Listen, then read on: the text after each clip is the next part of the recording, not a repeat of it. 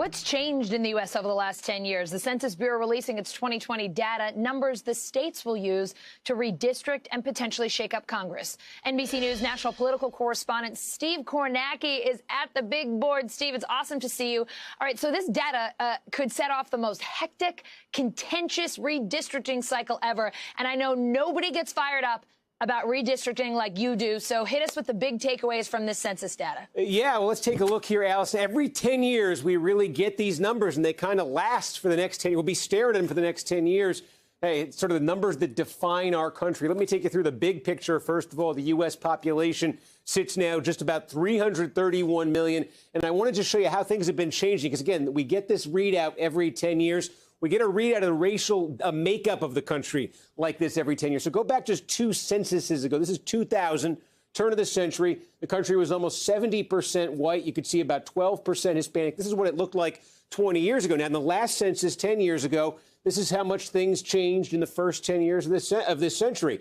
The white population went down to under 64%, a growing Hispanic population, a growing Asian population. So the question was, in 2020, how much more would things have changed when it comes to these demographic categories? Well, the answer is changed a lot more than people were expecting. Take a look at this. Now, with the new census, the numbers out today, the white population in the United States, not only is it under 60%, it's well under 60%, 57.8% white. Yeah. The Hispanic population continues to grow. That's nearly 20% now, getting close to 20% a Hispanic population. The black population is pretty level. In the Asian American population, it continues to grow, now basically at 6%. So the diversification of America is continuing. The overall population is not growing at that fast of a rate. It's actually the second slowest 10-year period for population growth in this country ever, but the diversity within that continues to be a big story. And we can just show you, you mentioned redistricting, what it means.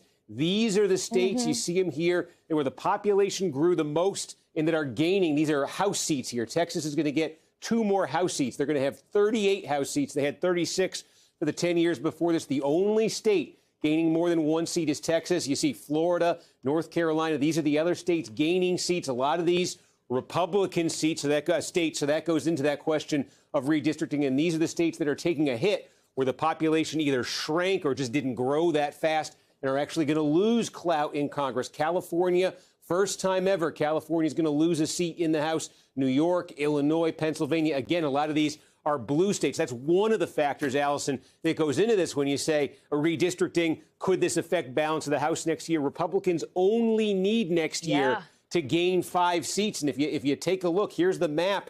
These are, I know there's a lot of confusing colors here. Where you see red, though, that's where Republicans get to set the rules, get to draw the maps. Where you see blue, that's where Democrats get to do it. And where you see purple, that's kind of a mix, a commission, an independent commission, that kind of thing. And again, the opportunity. Look, Texas, 38 seats, 2 new seats. Republicans draw the maps. That's an opportunity for Republicans right there. Florida, that's a big one. You saw they're gaining. North Carolina, Georgia. Those are all opportunities for Republicans. Again, they need to pick up 5 seats next year.